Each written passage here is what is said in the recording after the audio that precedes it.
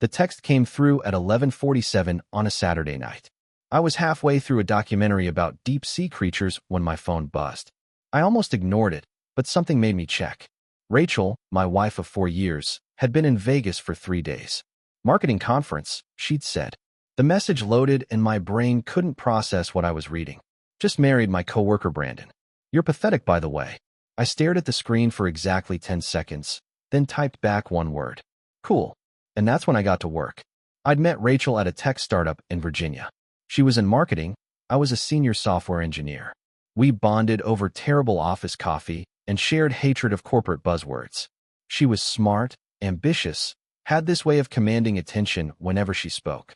We dated for 2 years, got married in her parents' backyard, honeymooned in Croatia. Then we bought a 3-bedroom house with money I'd saved from freelance work and selling a mobile app I'd developed. My house, my down payment, my name on the deed. Rachel's name wasn't on it. She'd said she wanted to add hers after paying down her student loans. Made more sense financially, she'd claimed. I'd agreed without thinking twice. For the first 3 years, everything seemed fine. Then Rachel got promoted to senior marketing manager and started traveling constantly. Austin, Miami, San Francisco, always with her team, always with Brandon. Brandon was 32, a marketing coordinator, former college athlete, the kind of guy who wore expensive sneakers and talked about disrupting industries. Rachel mentioned his name constantly. Brandon's helping with the Henderson account. Brandon and I are working late on the pitch. Brandon thinks we should pivot our strategy.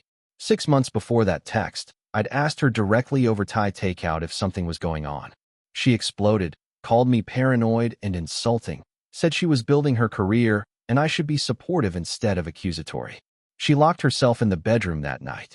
The next morning she acted like nothing happened, made coffee, kissed my cheek, said sorry about last night, work stress, love you. And I believed her because I wanted to. Now staring at that text, I realized how stupid I'd been. She hadn't said we need to talk, or I'm leaving you. She'd married someone else and reported it like weather updates. But that last part, you're pathetic by the way, that's what really cut deep. Not the betrayal or the affair or even the marriage. The casual contempt, like I was absolutely nothing to her. I stood up, put down my bourbon, and made my first call. I logged into our Chase account and called the fraud hotline. 2 cards, one in my name, one in hers. I need to report both cards as compromised, I said calmly.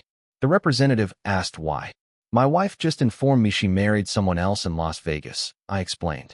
There was a pause on the line. I'm sorry to hear that, sir. I can freeze both cards right now. Within minutes it was done. Second move, the bank account. Joint checking had $47,000 sitting there. Both our salaries combined. Savings for a kitchen renovation we'd been planning. I logged into Bank of America and transferred every dollar to my personal savings account. Completely legal since both names were on the account. The transfer completed at 11:52. Third move, I Googled 24-hour locksmith and called the first result. How fast can you change all the locks on my house? I asked. The guy said 90 minutes. I offered to double the rate for 30 minutes. The locksmith made it in 22. While the crew worked on changing every lock, I went upstairs and started packing. I pulled out trash bags and filled them with everything Rachel owned. Clothes, shoes, jewelry, those decorative pillows she'd insisted made the room feel complete. Everything went into bags. 30 minutes later, I had 7 large trash bags stuffed full. I dragged every single one to the front lawn and left them there. By 12:47, all the locks were changed, and I had 5 new keys in my hand. My phone started going crazy at 5:52 in the morning. I'd silenced it, but could see the screen lighting up constantly. Rachel calling over and over. I declined every single one, turned the phone face down, went back to sleep. When I woke up naturally at 7:14, I had 43 missed calls, 27 texts, 12 voicemails. I deleted the voicemails without listening. The texts were exactly what you'd expect. Where are you? Call me. We need to talk. Then panic started setting in on her end. My card isn't working. Where's the money from our account? Why isn't my key working? Open the door. This is my house too.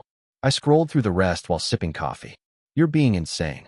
I was drunk. It was a mistake. Please, we need to talk about this. I love you. I typed out a response.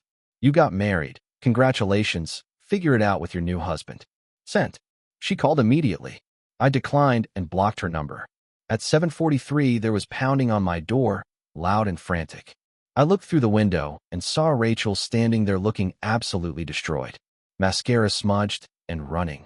Hair tangled, still wearing what looked like a clubbing outfit with heels dangling from one hand. Standing next to her were two police officers. I opened the door. "Good morning, officers," I said.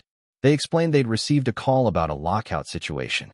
I pulled out my phone and showed them the screenshot I'd taken of Rachel's text. "Just married my co-worker Brandon. You're pathetic, by the way. Timestamp 11:47 Saturday night." The female officer read it without changing expression. She looked at Rachel. "Ma'am, is this your text message?" Rachel hesitated. "I was drunk. It didn't mean anything." "Did you get married?" "Yes, but it was a mistake. We can get it annulled. It doesn't count." "That's not how it works, ma'am," the officer said. They asked if Rachel's name was on the deed. I pulled up the property deed on my phone. Only my name appeared. The male officer nodded. "Sir, you're within your legal rights to deny access to anyone not on the deed, including a spouse." Rachel shrieked. "This is my house. I live here." The officer remained calm. "Ma'am, if your name isn't on the deed, this is not legally your property." Rachel turned to me with tears streaming. "Please let me in. We can talk about this. I made a mistake. I'm sorry." "There's nothing to talk about," I said. "You're married to someone else now." "He left me," she screamed. "He left me at the hotel when my card got declined." "So your new husband abandoned you when he found out you're broke, and now you want to come back here." "Please, I made a mistake. I love you. You texted me that I'm pathetic while announcing you married someone else. That's not a mistake. That's a choice." The officers told her she needed to leave. "What about my stuff?" I pointed to the trash bags on the lawn. She looked at them, then started crying harder. The officers escorted her to the sidewalk. I closed the door, locked the deadbolt, finished my coffee. Rachel's mother, Patricia, called. "How could you kick her out? She's your wife." "She was my wife. Now she's someone else's wife. She made a mistake. She married another man and texted me that I'm pathetic. That's not a mistake. That's a decision." I hung up and blocked her. I texted my lawyer, Stephen Mitchell. "Need to file for divorce. Wife got married to someone else in Vegas." 3 minutes later, he replied, "This will be the easiest divorce I've ever handled. 3 months with fault-based divorce." Rachel was served 2 days later. She called screaming, "You're suing me for divorce on grounds of adultery? You married someone else. That's literally adultery. We're getting it annulled." "Doesn't matter. You committed adultery." "What if I contest?" "Then explain to a judge why you got drunk, married your coworker, texted your husband that he's pathetic, and now want to stay married." 3 weeks later, Stephen called. She signed, "No alimony, no property, clean break." The final hearing was mid-December. Rachel looked exhausted. The judge granted the petition. Marriage dissolved. Rachel started crying. I walked toward the exit. She called after me. "Can we talk?" "We just did, in front of a judge." "Please, I need closure." "You got closure. It's called a divorce decree." "I'm sorry. I was drunk. I made the worst mistake of my life. Can't you forgive me?" "I already have. That's why I'm walking away." "I still love you." "No, you don't. You love stability, the house, not being alone. But you don't love me, because people who love each other don't marry someone else. You only wanted me back when your new husband abandoned you, and you had nowhere to go. That's not love. That's convenience." I walked away, and she didn't follow. 6 months later, I sold the house. Bought a condo, threw myself into work, built 2 apps, sold one for $140,000. Started dating again. Brandon messaged me apologizing. Said Rachel blamed him for everything. I replied, "The problem wasn't you, it was her." A year later, my friend Mike asked if I regretted it. "Do you ever wonder what would have happened if you'd given her another chance?" No, not even once.